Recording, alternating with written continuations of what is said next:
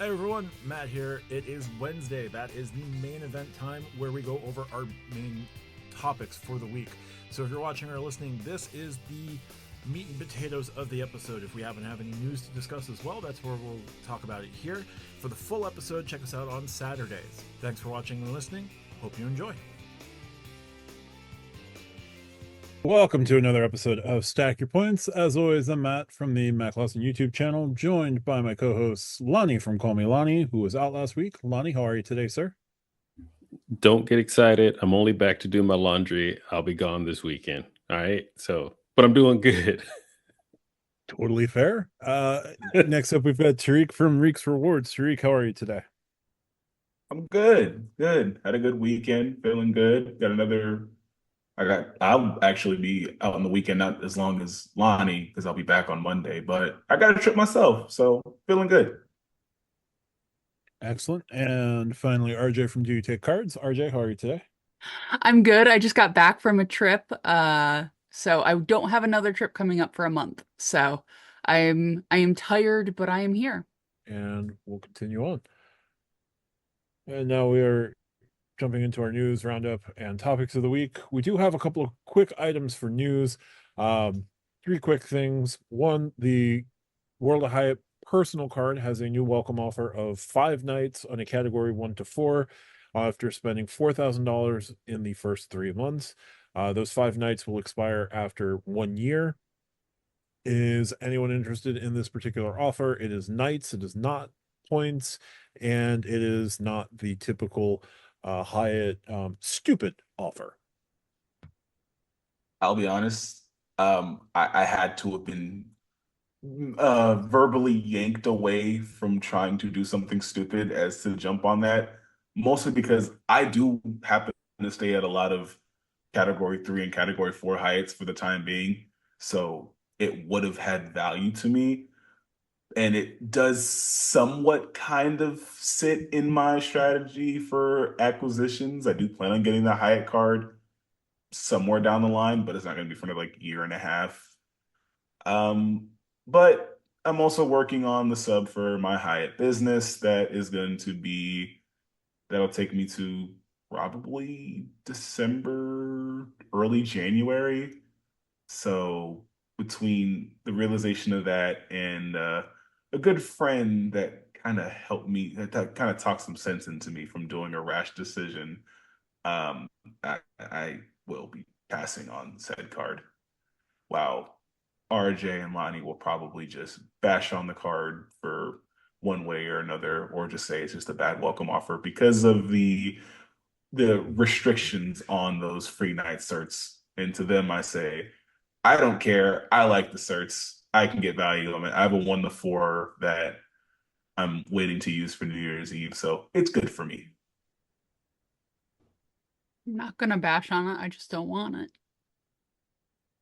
I'm going to second RJ, but Tariq, you're not wrong with everything you said. I'm just not going to bash on it either. I was waiting on that. Dear Chase and Hyatt, please just make the standard offer on this card, 60,000 Hyatt points on $4,000 and spend in 3 months. Or, hear me out. You could do this with the card, 75,000 Hyatt points on $6,000 and spend in 3 months. I would sign up for either of those. You want 60,000 Hyatt points on a sign-up offer? Gotta get the business, baby. Yeah, I mean, I'll do that, but that's stupid. Next up, we had the Sapphire Reserve has added Air Canada lounge access. So access to Air Canada's Maple Leaf lounges at about 20 airports for cardholders. Now, most of these are going to be in the United States and across Canada. The one notable exception is Montreal, but there are a few options for you at Toronto Pearson and Toronto Downtown Billy Bishop Airport, I think it's called. It's Toronto. I'm not flying into Toronto anytime soon. But Winnipeg, Alberta, British Columbia, LaGuardia, San Francisco, and LAX is reopening its Maple Leaf Lounge in November. So, new interesting value add for the Sapphire Reserve. Any comments on this one, Lani? We did a whole like other video about the Sapphire Reserve last week before this came out. Do you have any comments on this? Yeah, it's good and bad at the same time. Good that they are providing a new level of lounges, something more that people can take advantage of, to go rest their feet, grab a drink and a cheese plate and a sad salad, whatever you want to call it. But I don't know. I've never been to an Air Canada lounge. I don't know if their salad bar is sad. I'm just saying, on average, the salad bar is sad at lounges. We can all agree on that. But the thing is, the bad part about it is that Chase is slow, especially that CSR, slowly becoming the patchwork of lounges. So, Matt, when you and I first met, I remember one of your early videos, which you and I had a conversation on, was that Chase was losing the lounge race. And that is a year later, 100% clear. They don't own Sapphire lounges. Those are technically owned by the club. Those are the club lounges. They have priority pass like everyone else. So if everyone has it, then no one has, that type of scenario. And now you're adding this.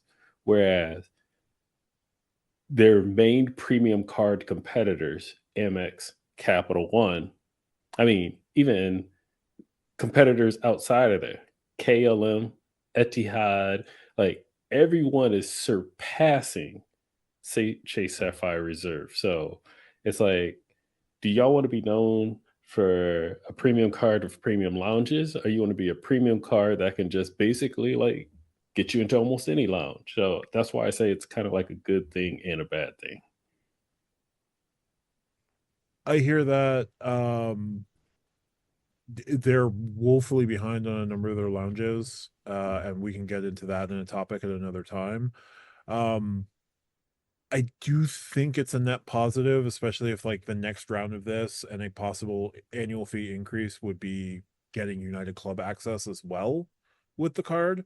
But they do have to open up those Sapphire lounges. They do have to take full control of those Sapphire lounges.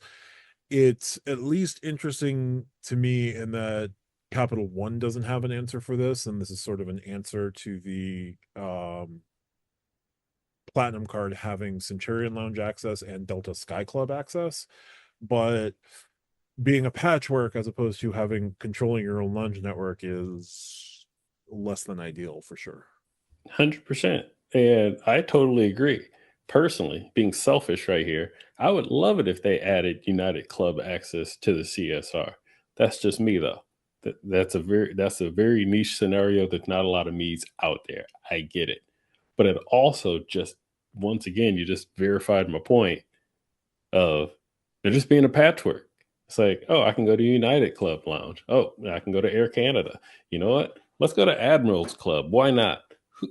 Say, can we just finish one of the 6 Sapphire lounges that you guys have been building for 3 years now? Like, let's just be real with it. I'm going to go ahead and put my stamp on the book. They lost the lounge race. They did. Yes, this is still good. People with the card have a place to sit. Good thing. Premium card should have, if you're going to play fair with your competitors, out of the other 2 main ones, that is, you've lost. Premium cards should have a premium lounge. The other 2 are moving in that direction. Even Amex is building up more, and globally, not just in the US, across the globe. Sorry, Chase, you are losing right now.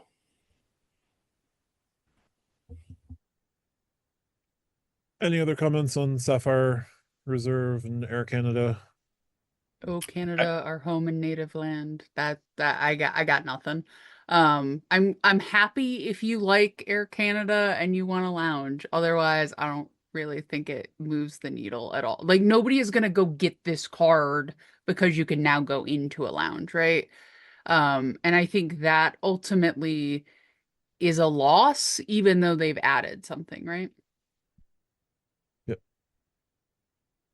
You know how, like in a Centurion lounge, they got like that small corner roped off for the black card holders. For y'all that don't know, that is. So if you have a platinum card, you can get into a Centurion Lounge. But if you have a black card, that's actual Amex Centurion card, one, they guarantee it. So even if it's packed, they get you in there. But two, there's a little section closed off in every single one for black card holders. I can see the CSR turn into that little corner and like the Air Canada lounges. The restrictions on it. Oh, sorry. I want to know how many people go to Lion Card and get their platinum turned into a black card and just try to like wave it at the person to get into the Centurion Lounge at the little corner. Probably more than would care to admit. The restrictions on that entryway, you do have to be flying a Star Alliance partner. You are the only person who can get in as the card holder. You do have to pay $60 per guest entering the lounge. So it's not, free form, everybody gets to get in, but you do have to spend some coins. So there's also that. You're better off just waiting for a Sapphire Lounge to never be built and then for Wells Fargo to buy the club out from underneath the Collinson Group, and then they become Wells Fargo lounges, because that's the way it's going to go. Yeah, if the Air Chase with Chase adding the Air Canada Lounge access to the CSR, if that's their answer to the Platinum card having the access to Delta Sky Club, that is a weak answer. It is a weak response. It's like being in a dunk contest and following up with prime Vince Carter's between the leg honey dip dunk with like a one-handed rim grazer. It's weak. Like it's not great. And I think other than like, I mean, there's the JP Morgan Reserve card that gives you United Club access, but who's really going to have $10 million in assets with Chase/JP Morgan at this point that want it right now, unless you're going to just go hit the lottery and throw that all into JP Morgan. Like it's Chase, just do the thing. But we all know it's Chase, the same Chase that we know and love to hate. They're not. It's not whatever, RJ. But yeah, it's not great. Chase is just gonna sit on their hands and wait for things to happen. I don't think they're that concerned about the lounge game, because if they did, they would put more effort into their Sapphire lounges. But I mean, Capital One with their 3 lounges is better because at least they own it. And we already know Centurion lounges overcrowding and all. They're overcrowded for a reason. So it's because they're good. Chase doesn't know what good lounges are. But I mean, there's the Sapphire Terrace in Austin, I guess. But I don't even think they own that. So weak. Chase, come on, bruh. There's a reason why I'm not ready for that Sapphire Reserve card. I'll get the United card, the United Club card, because at least I'll get the lounge access that I want. I can feel all the anti-aircraft fire to my topic this week. This is great. So yeah, we're gonna move on from that little piece of news. One last piece of news: the American Express Green Card is losing its Loungebuddy credit in January of next year. Also, Loungebuddy is being discontinued. There has not been an immediate follow-up with what is going to be replacing this credit. Seems like there will be a hacked together mini refresh of the green card after they added Loungebuddy last year. RJ, as the resident American Express person, your thoughts or anything on this particular topic? Give 2 days of Centurion access so people with the green can try lounge access, see if they want the platinum or not. They probably will once they realize that being able to go to a lounge is nice. That's all you have to do. Like, I think that makes way more sense for them because they have the Delta and because they have their own Centurion lounges than to have like a Loungebuddy credit. I understand there is some overcrowding. The some overcrowding has gotten much better over time versus like wall to wall. So personally, just give them 2 days. That way, one flight out and back, and you have your lounge set up. I personally just think that makes more sense for Amex than something like Loungebuddy.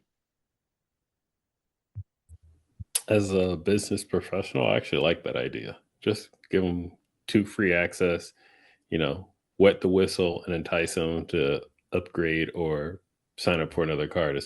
That's a great business decision. Now, going back, because both of you, Tariq and now RJ, have mentioned the Centurion overcrowding, you got to remember, man, unless you got a credit card, you don't really have lounge access almost pretty much anywhere, especially if you're flying domestic. You don't just get lounge access. You have to be like flying international, flying business class, something of that nature, to get it. And so for so many people, so many Centurion lounges out there with so many people with platinum cards, it's just easy to be like, I'm just gonna go. Even if you're just, flying to grandma's house, I'm just gonna walk in there. And Amex is looking into it, as we all know, the new one in Atlanta. I haven't been there personally. Darius Jamal has been there. Chad of Chad's Many Minutes has been there. So I've seen it through their lives. I've seen pictures from them personally. That thing is huge. So Amex understands the overcrowding aspect, but it's not really good enough. It's not enough. Too many people out there got platinum cards, which means the annual fee is going up. Yep. They're also tearing out spas at some of their locations to add more seating. So Yep. we'll see what happens. But Loungebuddy will be no more in January. We'll see what their next move is on this one at that time. We'll jump into our topics. And Lani, how about you get us started with topics this week? I would love to, because it is that time of year. 'Tis the season to do something with your credit cards or travel. So Q4, starting in October, holiday travel, holiday planning, card strategies, they all start coming together. Also, to add in the news, the Chase Sapphire Preferred, as of right now, has a $300 travel credit, a one-time $300 travel credit. It's not annual. As we had mentioned earlier, the Reserve card has gone through some recent changes. We have the Ink Unlimited doing its technical 99K offer. I call it that because 1.5 times 6,000 is 9,000, so you get the 90 plus. You can do math. That's another offer. There's big transfer bonus offers out there. Of course, other offers are on the way. November 1st starts Black Friday here in the US now. So we start seeing new travel deals, new travel options. So like when you book things, you get daily credits, as we mentioned earlier. I start paying attention to like kids do this for free, kids eat free, kids stay free, those types of things. So my question this week is, how are you looking to take advantage of this holiday season? Are you in a new card type of strategy or mentality? Are you looking for a good redemption for a vacation? Are you going to wait for some of these Black Friday deals? Like, what's your strategy for this Q4 when all this stuff starts to hit the fan? And as you can see, some of it has already started initiating. And I'm going to start off with Tariq today. So, still working on my 2-tier stub for the Hyatt business card. So, for like any of like those, like the Sapphire Preferred, obviously I just got the Sapphire Preferred, so I'm still well over like 3 in like some change years for a new welcome offer. Maybe I can see if my girlfriend wants to do it, but other than that, not really. Uh, Ink Unlimited. Again, I don't know how long I'm going to get the offer for, how long it'll last. I mean, that's a possibility as well. The one I am holding out for hope for, because I haven't seen anything higher than like the 50,000 mile offer, other than my targeted offer that I got back in late April, but that was when I was contemplating United. Was I got like a 70K offer for the United Explorer. So if there is like an elevated something above 50,000 miles for the Explorer card, maybe like 60 to 70, I would probably jump on that just because of the timing of my Hyatt business. And I have the spend for it and I can reasonably hit that while still holding like a month or two to get the sub because again, I'm probably like a third of the way through like the full two-tier sub on the Hyatt business. So I have a little wiggle room for the 6 months because I'll be hitting the second part of the bonus, well, the first half of the bonus here, probably beginning of November. So, but other than that, I'll be chilling, kind of like not necessarily sitting on the sidelines, but I'll be kind of like cooped in the corner. I'll play my defense when need be, but offensively, I'm just kind of there, maybe doing assists or whatever. So good for spacing, but kind of just chilling. I don't have like a lot of my like I have redemptions coming up, so I'm actually kind of pleasantly surprised. Like working on that two-tier sub on that Hyatt business is allowing me to just kind of slow down, which I didn't realize how much I was going to appreciate it until now. So on one end, I'm like, man, like I wish I would have gotten the two-tier sub and maybe I would have gotten like a nicer sub that I could hit. But at the same time, I'm like, hey, I can kind of take it easy. I don't have to worry about like any additional hard pulls because I've been going crazy on hard pulls for Chase. I know I think it's what TransUnion, I think is what it is, if not Equifax. One of those will thank me later because I'm not getting hard pull after hard pull after hard pull because there's like a nice discrepancy. Yeah, like there's like a 30-point difference between TransUnion and Equifax for me just because of my hard pulls on those Chase cards. So I'm actually cool with just kind of chilling. And then, like I said, for the most part, a lot of the spend will be like if I'm getting gifts, routed through like mileage plus X, mileage plus dining. And since it'll be a lot of catch-all, just throw it on the Hyatt business card since that's like the sub I'm working on. So all in all, just chilling. So nothing too crazy. So what I get from that is that you're chilling. Yeah, no, I would say I'm more. I would say that I'm chilling. Not necessarily chilling, but just chilling. RJ, when we edit this, can you put a little counter up on how many times he said chilling? I think I might have to do that. Yes.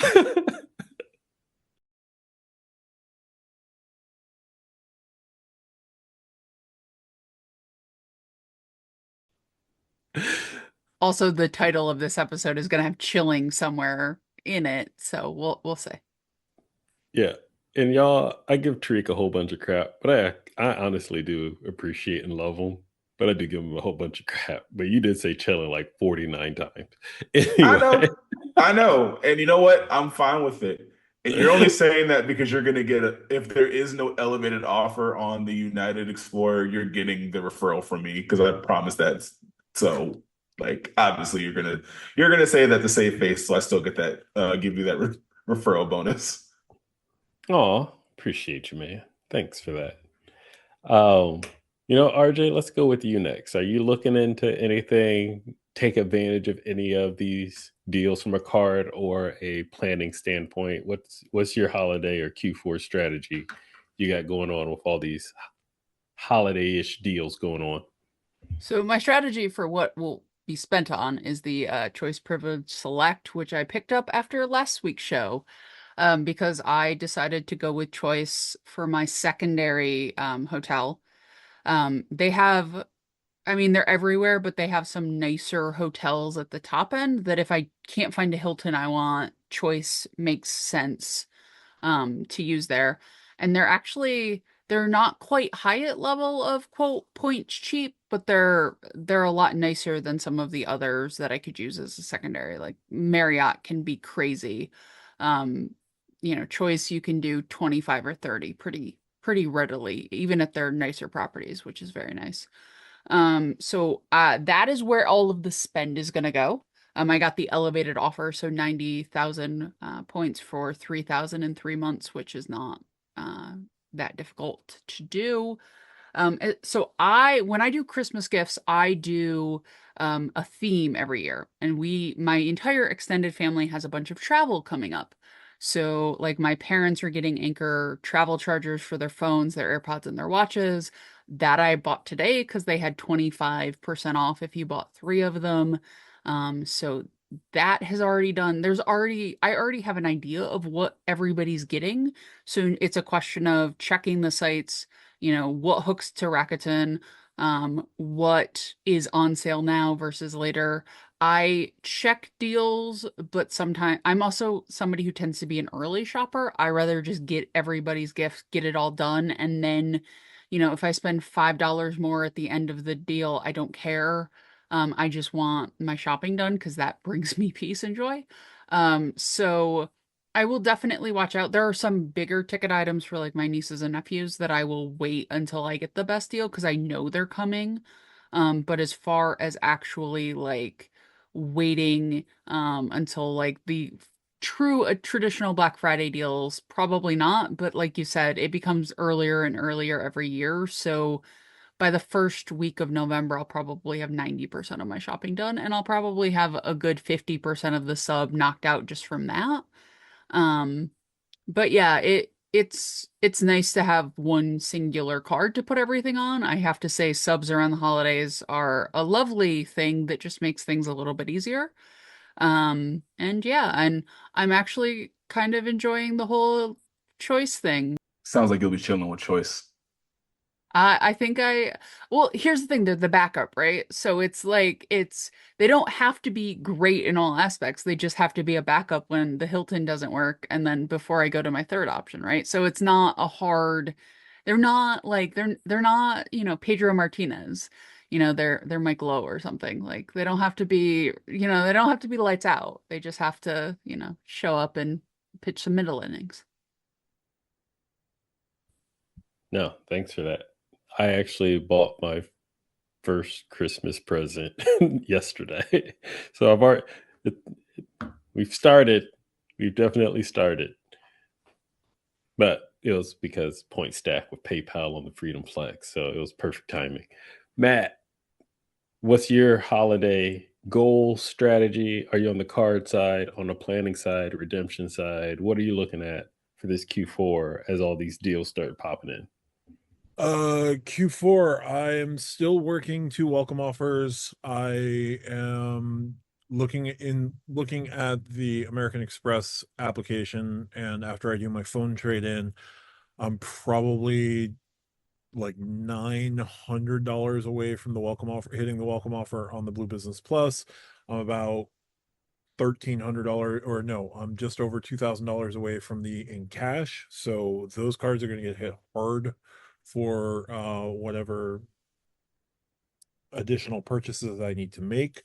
I need to move some things around onto the in cash and just keep pushing that, because I've slowed down on that card and been pushing the Blue Business Plus. Don't work 2 welcome offers at the same time. Usually a bad idea. Don't do as I say, not as I do on this one. So redemptions, I'll see what I can start setting up, just get an idea of what we want to try and do next year, and what sort of redemptions I can get going. Now that my little one is in pre-K, it's going to make like that week that I usually take off in February a little bit harder, just because they may not have that time off. So just making sure that I get everything lined up. See if I can grab a redemption, pretty decent redemption, if I can pull it off for that week. If not, just see what might be available, what might be worth jumping on. But just kind of, as always, keep my options open, and just go from there. Welcome offers, I'd love to be opening another card, but I got 2 to work. So once I get those finished, if I can get those finished by the end of the year, I'll be happy. But I do have until the middle of July for the in cash. So I'm gonna stretch that if I have to. Nice. Yeah, I'm thinking of that 90 plus 9,000 ink unlimited offer.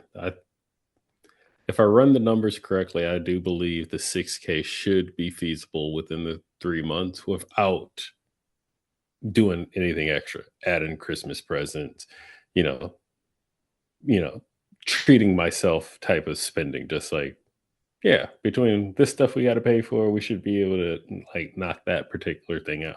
And that's a lot of I points. was this close to jumping on that, and I sat back and said, "No, you've got 2 welcome offers. You're working. You can't do a third."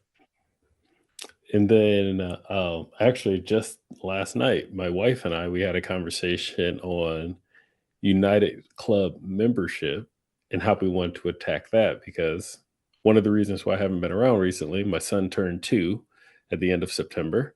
And so we were celebrating on a trip. And one of the reasons why I won't be around in the next couple of weeks is because my wife's birthday is right behind his, and we're also celebrating on a trip. um, but because he's now 2, I mean, I could always lie and like walk into United Club and just be like, he's not 2 and get in for free. But that only lasts for so long. But at the same time, I like to be an honest person. So I actually told the truth. But because of my status, they let him in. And it was like, hey, just FYI, he's supposed to get his own pass and all that other stuff. So now we're like, well, should we just get the club membership? Once again, going back, transitions, folks, life events happen. United Club membership will cover yourself, a family member, and the dependent children all on one membership. So basically, the 3 of us, we're just good. Only one of us needs it.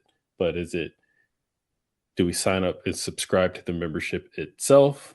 As a 1K member, I actually get a discount, so I can get it for $550 or 75,000 points. Or she can get the United Club card or product change up to it. But then going back to this Q4 and all these other things, like you buy one cruise and next thing you know, you get all the marketing emails. So my question actually came from one of these marketing emails where it's like, come back and get the first person 60% off the second person, kids sail for free, $300 onboard credit, gratuities prepaid and included. I'm like, God, hot darn it. Trying to keep us monetized here. Hot darn it. Like some of these deals are really good. And then, like I said, you see the ink card. Chase Sapphire Preferred has the $300 travel credit. It was like, man, this is actually makes things really simple. Let me go ahead and ask my co-hosts how they're approaching some of these things. So there's my answer to my own question. Thank you for all your answers. And Matt, I pass the mic back to you. Before Matt takes it, it was funny enough, Lonnie, I was just thinking about when you said that. I got like an email thing from like a United. It was like, hey, if you was like, we're gonna give away like up to like 1 million United miles if you just sign up for like the United Cruises drawing. And I just got like one of those emails from United Cruises talking about like, oh, you can get like $300 to spend on the cruise, 20,000 miles and all the things. So I was like, huh, that's pretty neat. But Hey, cruising's making a comeback, y'all. Like if y'all aren't investing in like Norwegian, MSC, Royal Caribbean, you're leaving money on the table. It's coming back hard. It's coming back strong. Like, I need to save up PTO because of my new job, I am required to take 4 days off following Christmas, and I'm only going to accrue like 4 PTO days between like my start day and then. So it's going to have to wait till I have enough PTO to take like a nice like 5 day cruise. yeah. Like Royal Caribbean just launched 2 ships in the last year, announced another 4. Disney Cruise Line just did announced 9 ships coming in the next 5 years, I think, something like that. Read between the lines, folks. They ain't doing bad. Put your money where your mouth is. Invest. It's the same as like getting your percent back, your return on investment on your credit cards, your points, and all that other fun, your cash back, and all that other fun stuff. Invest in the company, and then go to that company. It's like you get the trip for free. Do the math. Just do the math. If there's a cruise line ETF, please let me know. Also, Lani, quick follow-up question on your on your answer to your own question. Would you be considering the United Club business card? I'm actually considering all options. So if it's going to be on my end and I don't want, well, first off, yes, I might get it, $100 off if I pay cash, 550 instead of 650, which is the standard offer.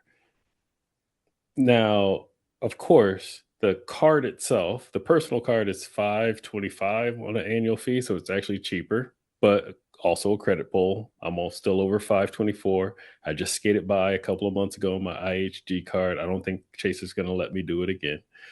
Business card is $450. You don't get all the same perks as a personal card, but still cheaper. Still checks the boxes of what we actually want to solve for because my status will take care of everything else. So I don't really need all the perks of the card itself. Last but not least, if it was on my side and not my wife's side, miles. Yes, it's 85,000 miles baseline, but because of my status, I'll get the 10,000 mile discount. So as 1K, I can get it for 75,000 miles for 1 year, that is. So it is annual. But for me, 75,000 miles is a lot, not going to lie. But I know I'm going to get that back within less than a year, just between travel and point stacking and all that other fun stuff. So that could also be an option. So I'm still trying to figure out which option would be best. Let her get it, or which option should I get? So, a quick follow-up question to that regarding the personal United Club card. Obviously, it's cheaper than paying for the United Club access, even with your 1K status. Would you get any? I mean, I'm sure, like, try not to use that E word, or the EAF word. Would you get value from like the $75 that you get from that IHG credit that comes with the personal card, whether it be you or your wife getting the card? I know with your work, you stay at Intercontinentals enough, so like maybe that's like a decent lunch or dinner that you can get there. Yes. So there's actually two parts to that. And that is another layer to the cake and why we're having the discussion right now, because I have two more IHG properties booked before the end of this year. The thing is that $75 credit ends in 2024, December 31st, 2024. So there's also a timing, unless they renew it and extend it. So let's just say they're not going to do it because as of right now, it ends at the end of this year. There's something to consider there because yes, if we're going to do it, then yes, we should probably consider the personal card because I could literally use it in like a week, and then shortly after that, or then I'm going to lose it. That $75 credit doesn't come on the business card, and once again, the business card even has a lower annual fee. What we're not looking for the actual tangible like list of all the perks and benefits because we already have a lot of that. But if we're going to pay cash, then we're going to pay cash. And the subscription itself is every single year. So we want to pay $450 every year. We want to use miles every year because miles could eat into a trip. 75,000 could be a first class international trip for one of us, i.e. we buy 3 seats or whatever. That could be a lot there. So it's like, what do we think would be the best answer in the best scenario? We're still looking at that. But if the 75 was standard and was staying, then yeah, she would probably either product change or just get the personal card on her side for that $75 credit, because now we'll be able to stack that with the $100 credits and the $20 credits that we already get and the $60 free breakfast it would just make sense that way. So there's a lot of layers going on right now. We don't got a lot of time because we're about to hit an Intercontinental in literally like 10 days. Lani, your strategy makes onions look naked with all the layers you have, man. Take your time, folks. Don't just like jump into something. Think about it. Talk it out. Create a plan, especially when other people are involved with that plan. But no matter what we choose, it's cheaper than buying a third or trying to lie or trying to like compliment someone's eyes and their new hairdo to get my son into a United club because now he's officially of age where he has to actually have a ticket. Makes sense. Tariq, your topic of the week. All right, so it actually helps out because we've been ragging on Chase a lot. But one of the things that I realized with Chase, and it kind of plays into my topic with it, is the utilization of like the Sapphire Preferred and the Sapphire Reserve having elevated redemptions for the travel portal. And then it had me thinking with Chase, obviously, there are there are better ecosystems that earn, and even some that are the best that, have lower or even no annual fee, depending on how you want to do it. But they don't have a true, like a really good legacy domestic airline partner. Obviously, Chase, you got United, American Express, you got Delta. No one has American. And then, City has JetBlue, but unless you're on the East Coast, it's really not that great. And then, Bilt's got a few things, but Bilt's like a completely different thing regarding ecosystems. But regarding earning category or earning cards, earning ecosystems, Wells Fargo, Citi, in my opinion, for a low or no annual fee is going to be the best earning flat hands down. Whether it be with like the Citi Strata Premier, custom cash, only one. I don't want no 25 custom caches that you're going to try to maximize for gift cards.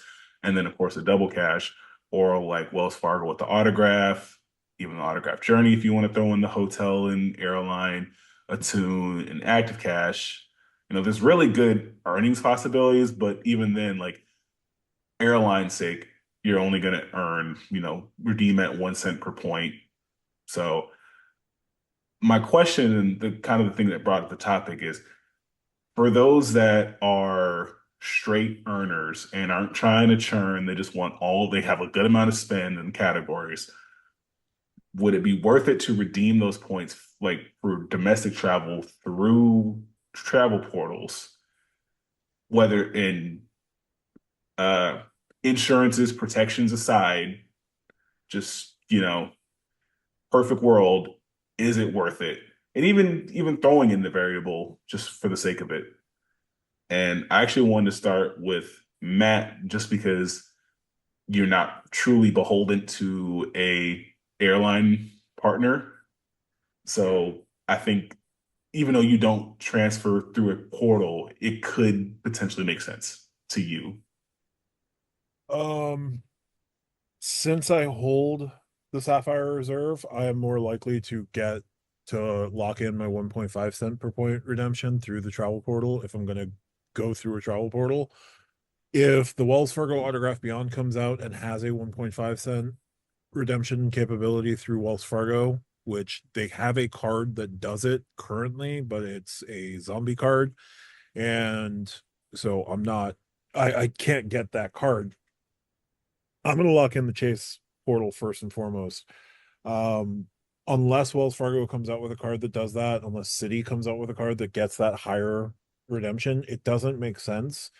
The only other way, unless I'm going to beat it by transferring to an Avios program, by transferring it to KLM and utilizing those for booking domestic, it doesn't make sense. Like I would rather lock in the known 1.5 than roll the dice by redeeming for 1 cent per point in Chase or Citi's travel portal and not at least explore going the Avios route, going a SkyTeam route, going through Avianca to United. Like it would be leaving money on the table that I don't think is worth leaving on the table. Now again, Wells Fargo can change this by having the Beyond be a 1.5 cent per point redemption. I could get the US Bank Altitude Reserve and guarantee a 1.5 cent per point redemption in real-time rewards. But like to me, it doesn't make sense to redeem points for domestic travel via a portal without that elevated without that elevated kicker. Chase is the only one who does it. US Bank sort of does it with real-time rewards, but you have to pay. You're going to pay, you're going to get your points, and then you're going to get your real-time rewards, which is nice. But that's like, I have to go through that cycle. Unless there's another entrant into, higher redeeming through your travel portal, it doesn't make sense not to go through Chase. So I guess obviously for the points transfer, like the more advanced, like yeah, it makes sense. I think I was just trying to word it in a sense for, I guess, for people who are relatively newer in the game and aren't trying to deal with the certain transfer partner alliances, like say through Wells Fargo or through Citi, and they just want to get their domestic airline because they can earn a bunch of thank you points through regular spend better than you can earning ultimate reward points because of the categories. Another one that I forgot to mention, and it's funny because I kind of called the card overrated last week with Capital One's ecosystem with the Venture X, where after being humbled by both RJ and Key about it being like a good jump into like for the basic average person who doesn't want to deal with those transfer partner alliances and everything, they can just get the $300 credit for the travel portal and get their earning on that one in that sense. Chase, everyone else. Chase, everyone else. US Bank is sort of here. Everyone else is down here. Until Wells or Citi give you that 1.5 cent per point and challenge there, get a Chase card. Like, I don't like the Sapphire Preferred. Get the Sapphire Preferred. You're going to get 1.25 cents per point on your travel redemptions. I prefer the Sapphire Reserve. Get the Sapphire Reserve. You're going to get 1.5 cents per point on the travel redemptions. The Business Platinum from American Express is going to give you like that 35% bonus. I would do that. Don't go through your regular travel portal and just redeem out 1 cent per point. Bill also has a 25% boost. At no annual fee. Get the Bill card. Go through that portal if you have to. Fair. Valid. RJ, thoughts? So I think it can be worth it, depending on your particular levels of risk and your particular levels of aversion. If you don't want to deal with Chase, then it doesn't matter if the Sapphire Reserve gives you 10 times a point, right? Like, it really is going to depend on you. It's like, I am averse to using travel portals because of personal experiences in the past. I almost never use them. Maybe I'll use like an Amex for the Fine Hotels collection because there are enough benefits there, and because I hold the platinum that I'm reasonably sure that I'm going to be okay, but I'm not going to book Delta that way. I'm going to book Delta through Delta, partly because of the cards I hold, right? So first off, before you even talk about cent per point, you need to talk about, do you want to use a travel portal? Because if you don't want to use a travel portal, none of this matters, right? And I think that, is it worth redeeming? Yes, if you understand the risks and are comfortable with it. Is it worth redeeming? Like, if you've got 1 million Citi points and you have 0 Chase cards, and every time you apply for a Chase card, you get declined, it doesn't matter if the Sapphire Reserve's 1.5 cent per point. Like, you can't use it. So I think a lot of this question is dependent on an individual, and there's not really a master strategy. Yes, in a perfect world, if you wanted to use a travel portal all the time, you would use the Sapphire Reserve or get a preferred and move points over. But you're right in your question that you can get more Citi points than you can ultimate reward points. If you can rack up those Citi points faster than you can the Chase points, then even though you're redeeming for 1 cent per point, you might have so many more thank you points that it might not matter to you.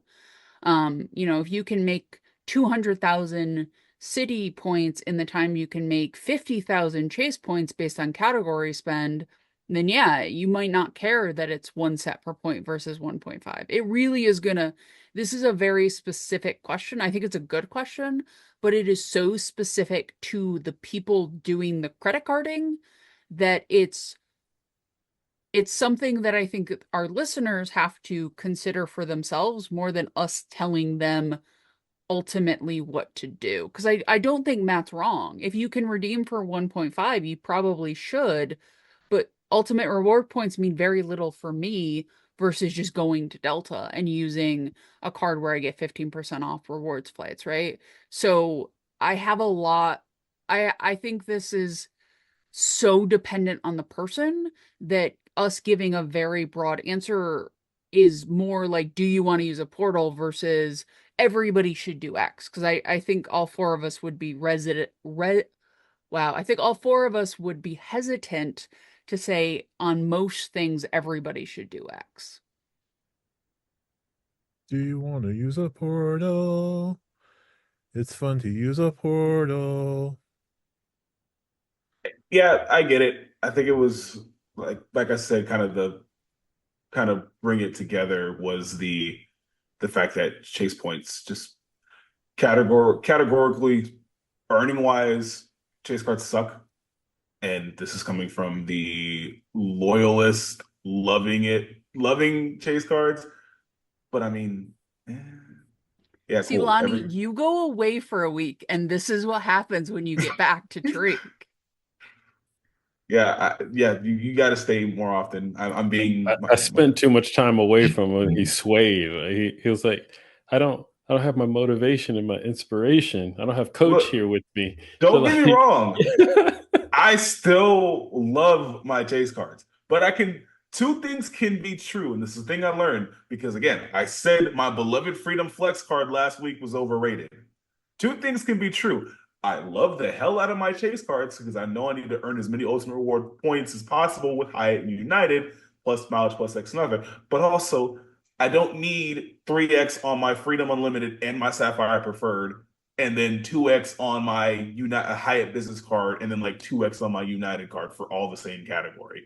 It's just the overlap is driving me a little crazy.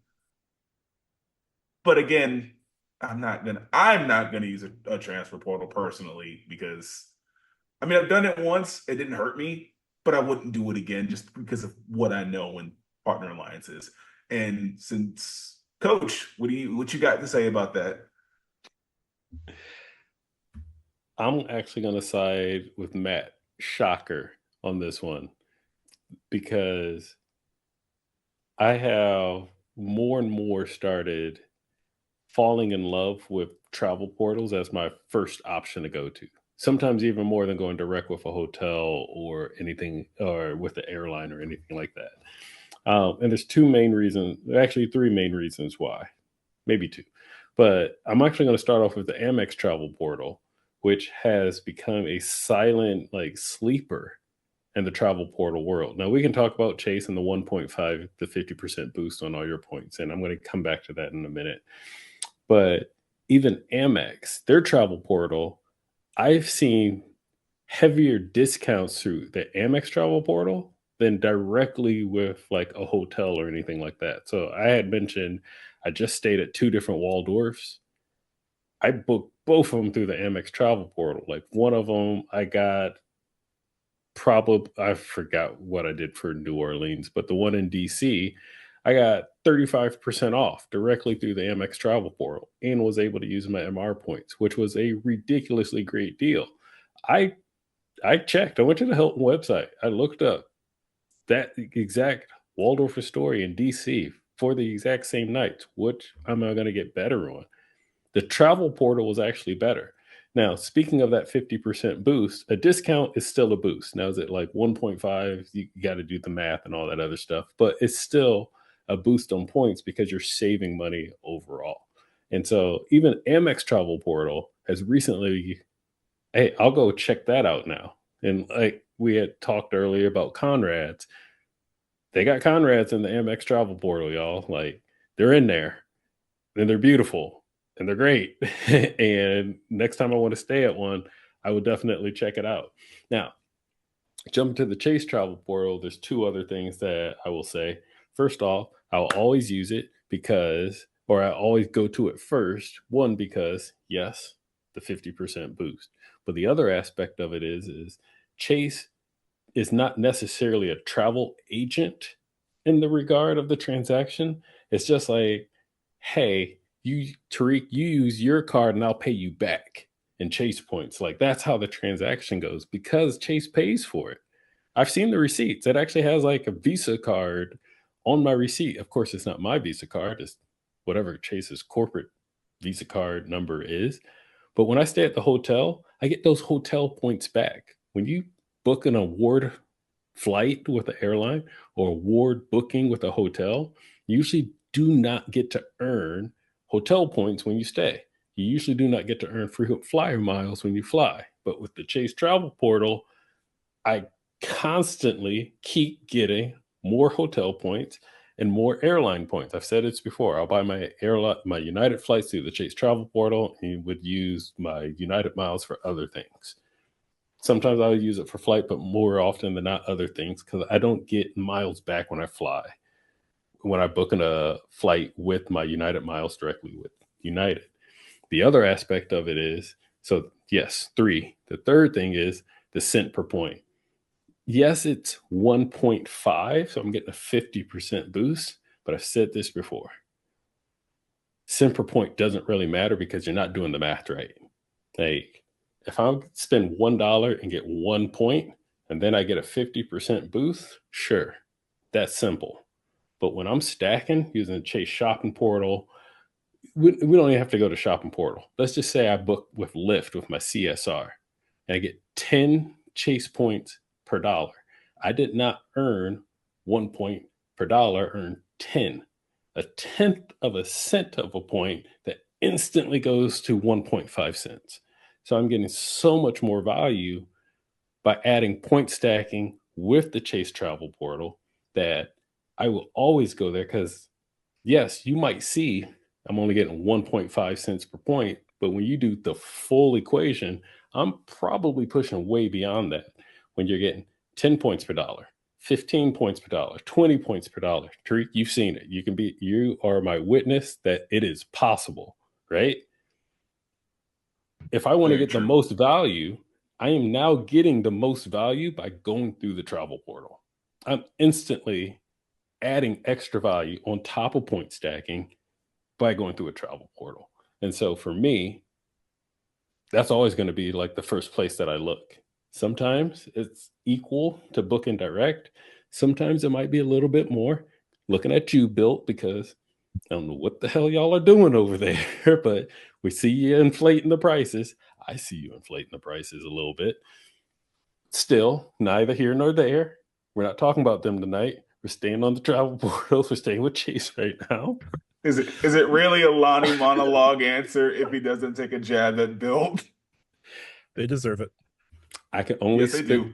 I've given them so much respect that I can only spit the facts. The truth is the truth. You don't like it, change the truth. That's how I feel. But that's why I would say, depending on how you're earning your points, if you are a true earner and maximizer, chances are you should be paying attention to the travel portals. Like I said, CSR is one thing.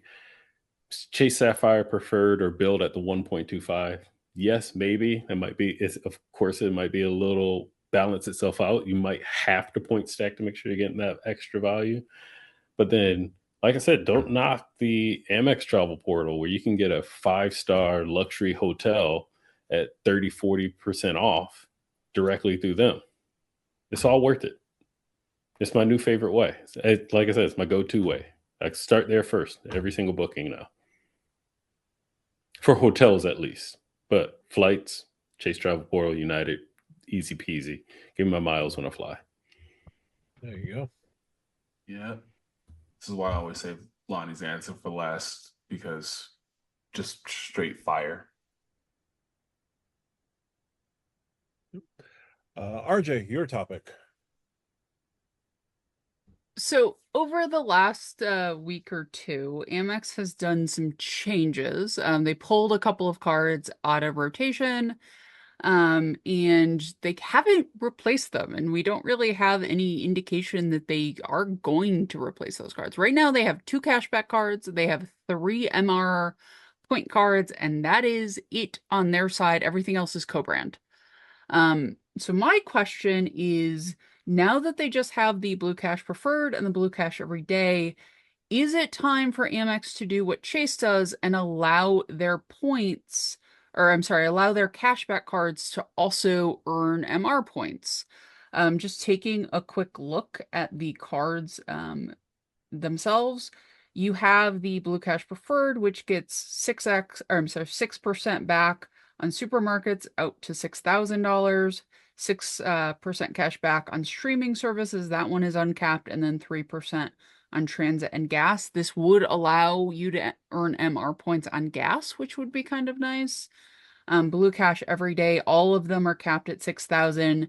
That is gas at 3%, online retail purchases at 3%, and supermarkets at 3%. So there is some overlap there, but it would be a way for them to sort of give people their gas category. They could put a cap on streaming in this reorg. That's not completely out of the realm of possibility. Matt, I know you and I have had some interesting conversations on what MR bucks are worth or not worth. What do you think? Well, I'll start with, if there's anything I hate more than the Chase Sapphire Preferred, it is American Express membership reward dollars. I think if they wanted to make the Blue Cash Preferred and the Blue Cash Everyday your lower tier membership reward point earning cards, and you now have you would have an option for a no annual fee card that isn't the Blue Business Plus, that would allow you to keep your membership reward points available. I think that's good. The Blue Cash Preferred, I see how it's an everyday card for groceries and things like that, and as a MR point earning card. I don't know if you would you would probably have to start your grocery earning with the Blue Cash Preferred, and then you'd fall back on the American Express Gold card. I don't know like what people's strategy with that would be necessarily. Um, I do think that this is, if you're not bringing back the everyday cards, this is the way to go. You can still keep a low 1 cent, 1 point per dollar on all non like category spend across the board, so you have that covered. You aren't showing any interest in doing like that kicker that they had on the everyday cards, so that's fine. I think moving the Blue Cash Preferred and the Blue Cash Everyday to membership reward point earning cards is the next best move than relaunching interesting everyday cards. I don't think the cash magnet should come back necessarily. I think the Blue Cash Preferred and Everyday as membership reward point earning cards would be a stronger play than what they currently have. And it would allow them to eliminate another card, the Blue Business Cash, because if you're going to all MR cards, the Blue Business Cash is just the Blue Business Plus in terms of membership reward dollars. My question with that logistically would be, what would you do with people's stashes of membership reward dollars? But that's relatively easy, whether or not you want to do it 5 to 4 or 1 to 1. That's pretty simple. So taking your cashback cards and just making them points, great. You could even keep the same point cash out for statement credit at 0.6 cents per point, which isn't great, but it would just be the cleanest break that you can do from what you're doing right now. Membership reward dollars to me don't make sense. They're just great for statement credit. Beyond that, I'm not 100% sure how useful they would be, but the Blue Cash Everyday as a membership reward point earning card would be perfectly acceptable. Yeah, I would imagine a world sort of like Chase does, where you sort of get the bucket and then you can just decide what to do with them if you want the cash as a statement credit, because Amex isn't going to just give you the cash. So it'd probably be statement credit or MR points. But Lani, what do you think? You weren't here, I think, for our conversation on the cards going away to begin with. So what are your thoughts around Amex and their MR and cashback cards? So I don't use those two cards, so I'm not going to comment on that, but I will comment on the broader topic of, cashback to the MR part because I 100% agree with it. Or allow the customer to choose. So, you know, there's plenty of cards where let's just call it like the Amex Platinum card, where at the top of the year you got to pick your airline for your $200 airline credit. That's on the customer. Not only you got to enroll it, but you got to pick. Well, why not on the account anniversary or the top of the year say I want to earn cash back or I want to earn MR points, and leave it to the customer. I think that's pretty fair. It shouldn't be too much logistics as ones and zeros in a system. Like once you lock it in, and it's kind of like done after that. But I will say, in a slightly different experience, I've already kind of seen this myself because I have mentioned my very first credit card that I've ever got, which was my Amex student card, the oldest card in my credit history. First card I ever got, still active. I don't know why they won't cancel it. I don't use it for anything, but it's been discontinued. It recently also, in the same about time frame in the last month or so, got completely discontinued. They changed the name. Like if I go into my account, it says Blue from Amex, but now it also earns MR points, which I'm like, hey, cool. So if I accidentally decide to use it, because in the drop down it gets the offers the same way as the gold and platinum does. So it's like certain retailers you can get XYZ. So now I actually do pay attention to it. Great. Now I'm going to earn MR points that goes into my overall pool. Now, granted, yes, this is a very old card. It's discontinued, and they're probably like, I don't know what to do with this dude. Like, it's the last dude. They probably forgot about that it's even active at this point. Like, whatever. Um, but they were able to switch it and make it earn MR points. So why can't they do that with a more popular card that other people are actually using, or as you had mentioned, one of the discontinued ones, which people are going to be impacted by? So as they get shifted over or apply for a different card, just give them the choice. Like, hey, you had this before and you got cash back. Do you want MR points, or do you want to stick with cash back? Just give up the choice. We know you can do it. You do it with another card.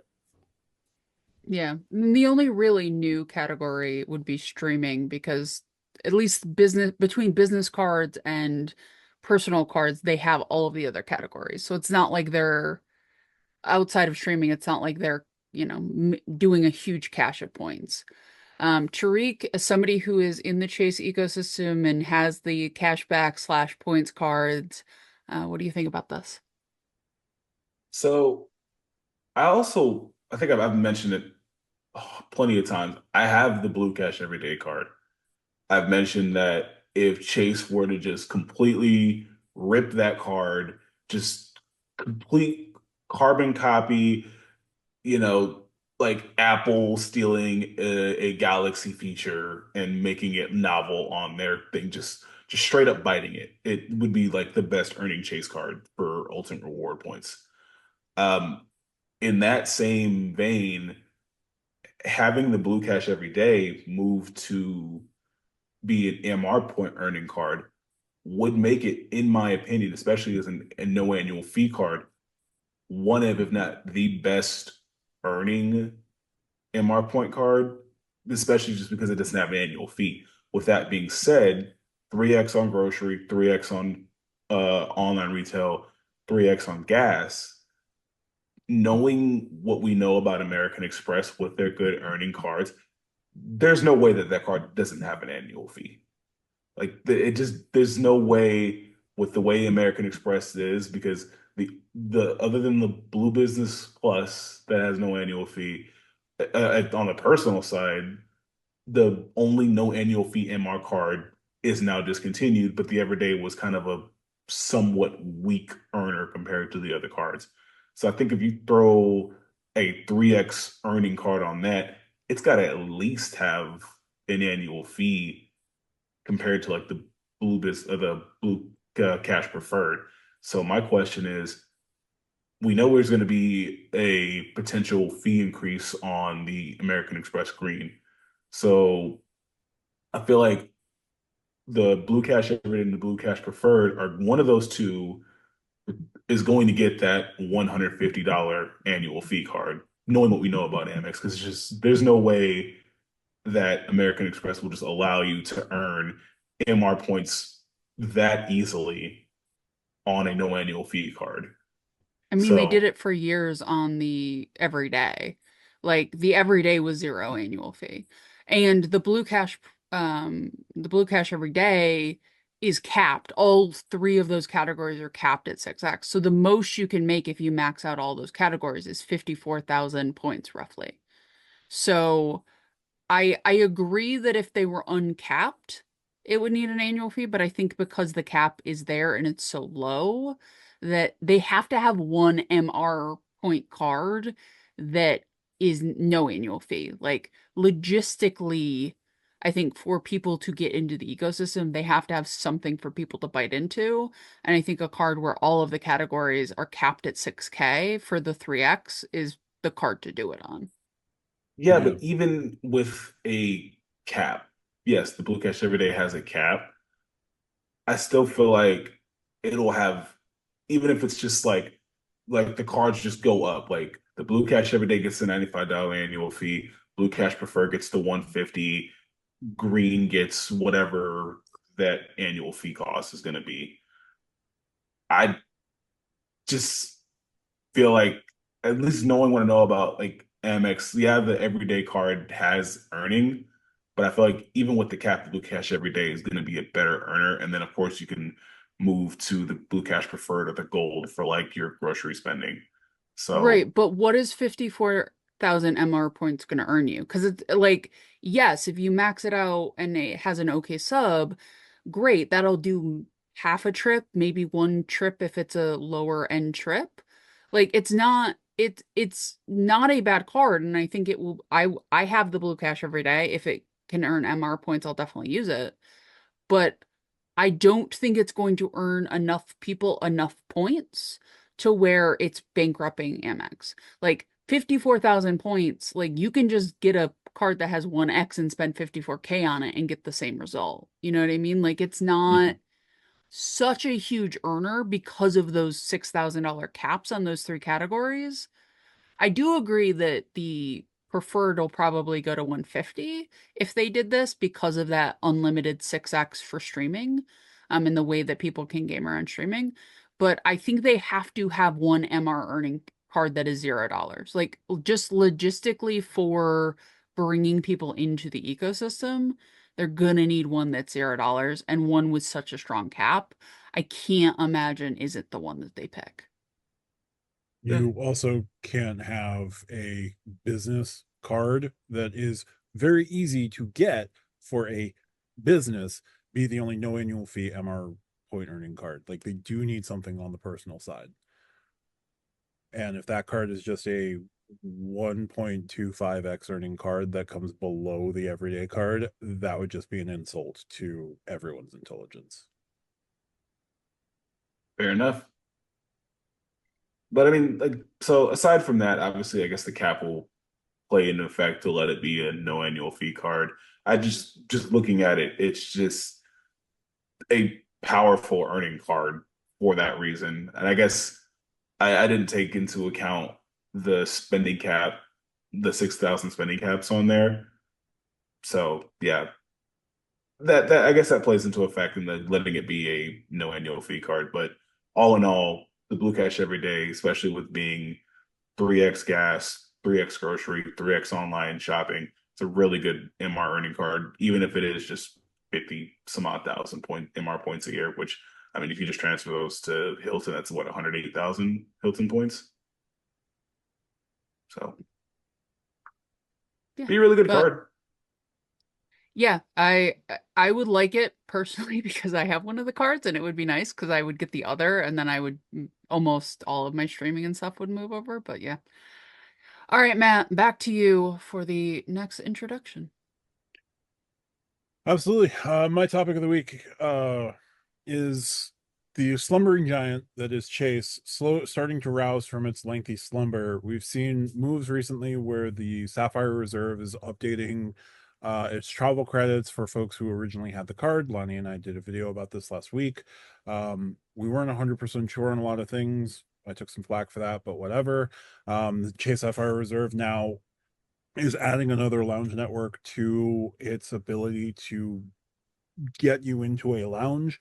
Whether that is piecemeal while they're building out their lounge network, I don't know, but they're making moves with the Sapphire Reserve. They've got the Chase Sapphire Preferred new welcome offer of 60,000 points plus the one-time $300 credit in the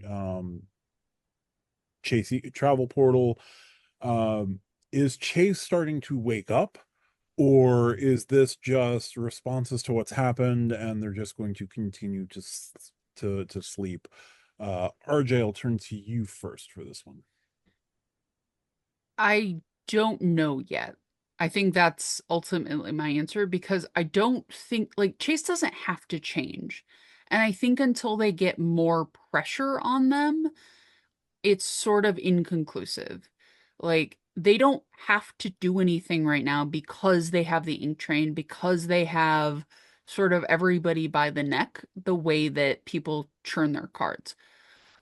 So until I see them make a bigger move, this just seems like they not quite autopilot, but there's somebody like who has two buttons as their options and they're just hitting A and every once in a while they get an electric shock so they hit B and then they go back to hitting A. Like it doesn't feel like a wake up, but I don't know until we see further down the line what happens. And like I care about Chase, but only tangentially. I will be able to stop caring about Chase by the end of 2025, and that is going to be the happiest day. Tariq, do you think Chase is starting to wake up, or is this just a Pavlovian response to an electric shock? They're ringing the bell for the dogs. This it ain't much.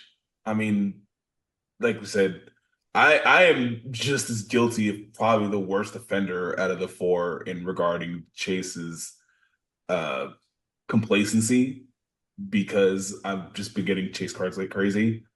They're like, yeah, there's like a little bit of the pushback. We've seen like the categories on the Freedom Flex and even the OG Freedom that may or may not even be discontinued. They're doing that cycle again where there's been responses to like the Attune card. So like they're just doing enough to where they're kind of staying like competitive and like not letting the oh, this card is this card the better version of the Chase Sapphire Preferred, or if what's getting like the bad press that might affect card acquisitions. This is just that. Wake me up when they have grocery as just regular grocery and not just online grocery, or even when they just again just do a complete Chase carbon copy of the Blue Cash every day. There's not much to it. Chase is just doing their thing. They're making money. Do they really have an incentive to change? Right now, it's no. All right, Lani. Yeah. No, I don't think they're doing anything special right now. Very similar to what RJ said, and I know I said it to you when we had chatted for that last video that not that last, but that recent video that you had put out is they don't have to. They're an apex predator. They don't really need to evolve too much. They are doing just fine with the way that things are by trying to change up the ecosystem could actually be their detriment. It's like killing off the bees. You know what I mean? I personally think that this is just, well, first off, this is normal for Chase. Going back to Q4 holiday season, they always do this at the end of the year. Fiscal for them is right at the top of the year. They need those applications. This is a smash and grab for people to apply for their card, which is why they're putting the 300 on the, I'm just saying, this is why I believe, this is why they're putting the 300 on the preferred. This is why they're adding, these little extra incentives on the CSR right now. And don't forget, like, as you had just discussed, a lot of people that their card anniversary is in December are being affected. The reason why is because a lot of people got their cards in December. I'm one of them. I got mine in December. I'm affected. So I personally just think this is business as usual for them. It's the end of the year. Let's go ahead and get back into the black. Let's do something that's going to make people want to hit that apply button and finish off the year strong. I just think it's a smash and grab from a business standpoint for them.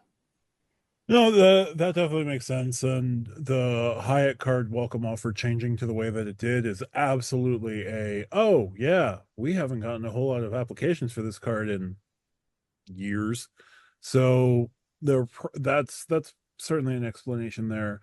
I do think they're starting to realize that some of their cards need some tweaks, but I don't think they're realizing that some of their cards need bigger overhauls than they're going to be willing to do, and it may be to their detriment, but I do think it's worth exploring.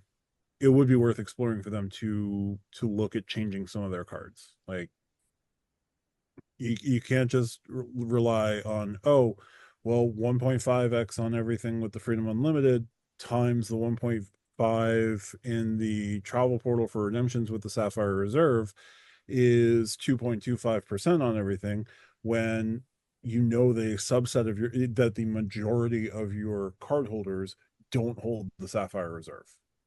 So like they're gonna have to start fixing some of that math.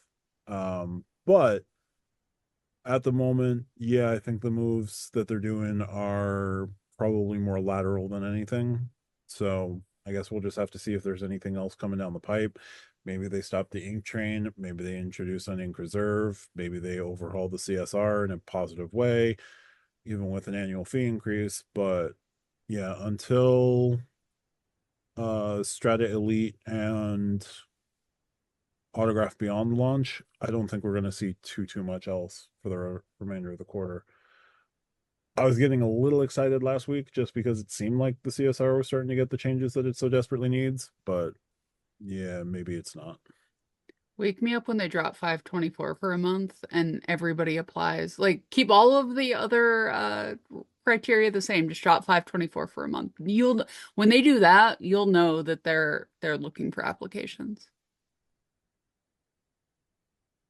When they increase the travel portal to 1.75, it's over. Game over. The new Emerald card is going to be 2 cents per point, and everybody is going to nobody will get any other card for a year. First in line. All of the people who are LOL over 24 are going to just go cold turkey for a year to get under the 524 to apply for the Emerald. Well, we'll just have to see what happens there. Yeah, I think they're realizing that they have to make some moves. Or they're realizing that moves might be a good idea, but they still aren't in a position where they have to do anything just yet. But I think they're realizing that other issuers are getting wise to being actual issuers. I'll give you that. I think it's a trial and error. Let's, dip the toe in the water, see what sticks. And just in case we need to make that move, keeping an eye on the competition. Let's not be a Disney where we're just going to hope that Universal doesn't open up another park and smash us. Going back to Orlando, y'all. Let's just be real. I think they want to be proactive, but they only want to be proactive if they need to be proactive. So we're prepared to be proactive. But if no one's going to do anything, then we can just be reactive. So it's concepts of proactivity. Got it. Yeah. The irony of you saying, Lani, that Chase shouldn't try not to be like Disney is that they are the ones that issue the Disney card, so why not? That card sucks. Yeah. We know. I think the only card that was worse was the Starbucks cards. Maybe not. The Royal Caribbean card. Oh, that's a Barclay card. So Yeah, I was saying I think the Starbucks card was probably the worst Chase card, especially because it had a $49 annual fee, and the rewards were just weak. well, in order to get Chase to start actively going beyond concepts of proactivity, Citi release your card this Sunday. That would help. And Wells Fargo, steal a major transfer partner. Matt, It is a holiday weekend this coming up, so it would be the best time for City to drop said card. are those even competitors to Chase? The Amex Titanium is, I think, the only card that might actually get Chase to break into a slight sweat. Like, legitimately, I think Amex is the only company that can really put pressure on Chase. But they live in When their that- separate lanes. When that titanium card will drop, it'll just be the Sapphire Reserve gets like 3 United Club passes a year. Look, But that's I'm what I not talk- mean. I'm not going to talk titanium or emerald until that sucker shows up, because all y'all talked about white gold card for 8 flipping months, and new annual fees coming in 2 weeks, new annual fees coming next month. It finally showed up 4 weeks ago. No, I just mean that, like, I think Amex is the only company who is big enough and who issues enough cards to put pressure on Chase. I agree they stay in their own lanes, Matt. But if anybody is going to look at Chase and say, we would like to be number one, please, Yep.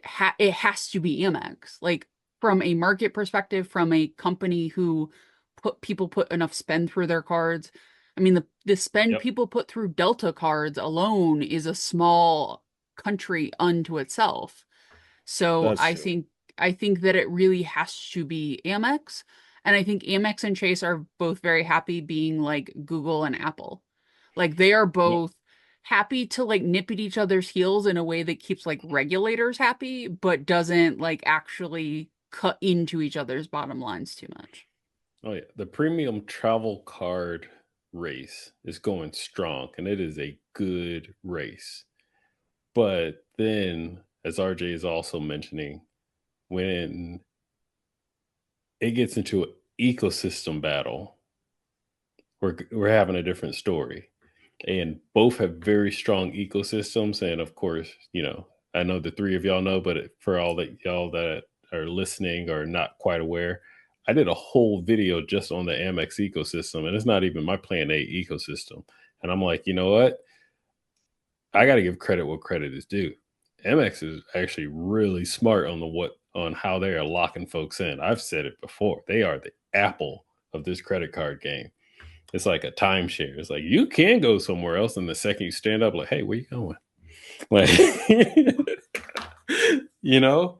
they have built a very airtight business model where if you're in it, it's hard to leave, and if you're not in it, it's like you're like me, where it's like Plan B. How do I use these points? I got them, but now how do I use them? Because they don't fit into my strategy. So I'm with you, RJ. I see what you're saying. Just occasionally somebody has to fall out of the batter's box once.